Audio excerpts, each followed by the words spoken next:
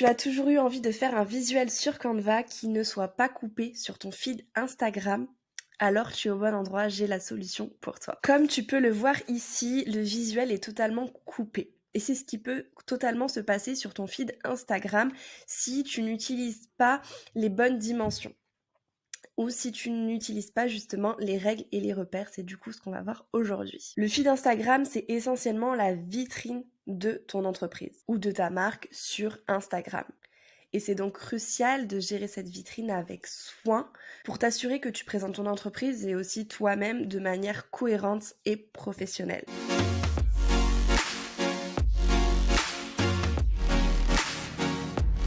Du coup, c'est parti pour le petit tuto. Je vais te montrer comment faire pour que ton post ne soit pas coupé sur ton feed Instagram. Parce qu'un visuel coupé sur un feed Instagram, c'est tout simplement pas professionnel, pas esthétique. Et forcément, ça ne donne pas envie de cliquer dessus et de s'intéresser à ton contenu. Pour ça, dans un premier temps, on va se retrouver sur notre espace Canva et le but, ça va être de créer un nouveau design. Tu vas ouvrir un format vierge 1080 par 1350. Tu peux aussi taper Instagram directement dans ta barre de recherche et tu cliques en fait sur le format portrait. Le carré, on arrête de l'utiliser. Le carré, c'est ce qui va apparaître sur ton feed, 1080 par 1080. Mais par contre, tu dois utiliser le format portrait parce que c'est ce qui va prendre beaucoup plus d'espace sur ton fil d'actualité Instagram. Et donc, ça attire beaucoup plus l'œil.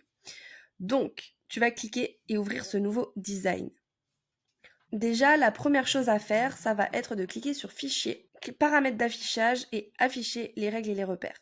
Tu vois qu'ici, par exemple, elles y sont déjà, mais ça arrive que des fois, quand tu ouvres un nouveau document, elles ne soient pas encore là. Donc, tu vas devoir cliquer ici. Une fois que tu as tes règles et tes repères, l'idée là, du coup, ça va être de faire glisser les repères pour que tu saches où tu dois écrire pour pas que ça soit coupé finalement. Donc, comme je t'ai dit, il y a deux techniques pour ça.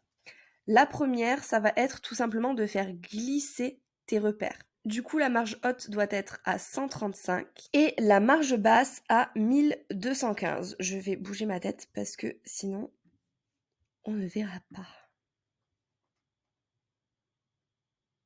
Du coup, là, tu sais que tu ne dois pas mettre de texte ici et ici, sur les zones du coup du haut et du bas, mais tu vas devoir mettre ton texte, ton contenu, totalement à l'intérieur. Après, si tu as des formes, c'est pas bien grave si les formes dépassent. Mais le principal, c'est vraiment que ton texte soit lisible au milieu. Je vais te présenter une deuxième technique. Parce que des fois, on ne se rappelle pas forcément des chiffres auxquels on doit mettre les marges. Donc, pour ça, j'ai une autre technique. Tu vas cliquer sur R. R, c'est pour faire apparaître un carré. Ce carré-là, tu vas le dimensionner 1080 par 1080 et tu vas le centrer. Une fois que tu as ça, en fait, tu vas tout simplement faire glisser tes marges sur la face haute et sur la face basse de ton carré. Puis, tu supprimes ton carré. Et donc là, tu te retrouves aussi avec la marge donc, qui se retrouvent aux bonnes dimensions. Voilà, ça c'était la première étape. Mais n'oublie pas de rester jusqu'à la fin de la vidéo pour voir justement le résultat. On va faire le visuel ensemble. Tu vas ensuite du coup faire ton visuel en mettant ton texte. Ensuite, déjà, première chose que j'ai oublié, ça va mettre le fond. Ensuite, tu vas cliquer sur élément marqué motif. Et du coup, moi, j'avais sélectionné celui-ci. Donc, tu le fais glisser. Tu l'agrandis. Ma tête, elle gêne un peu là. Hop, hop. Un petit peu de transparence pour pas que ça soit trop gênant. On va mettre à 8.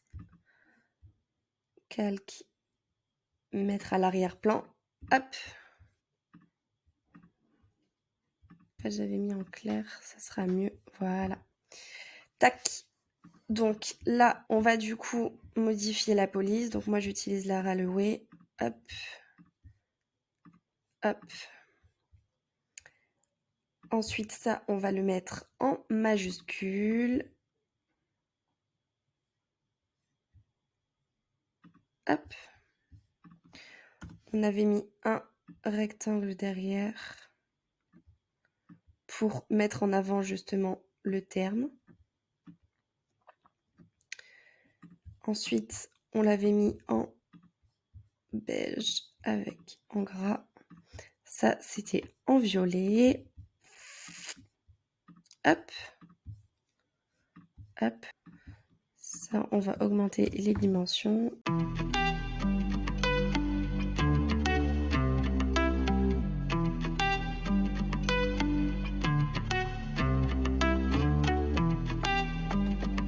Hop là. Du coup, là, on met nos textes.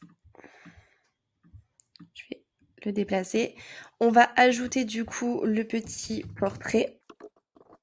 J'avais sélectionné celui-ci que je vais mettre en beige. Hop.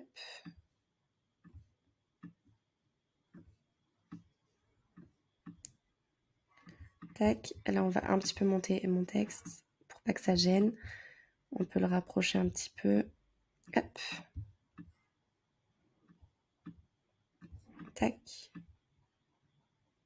Tac.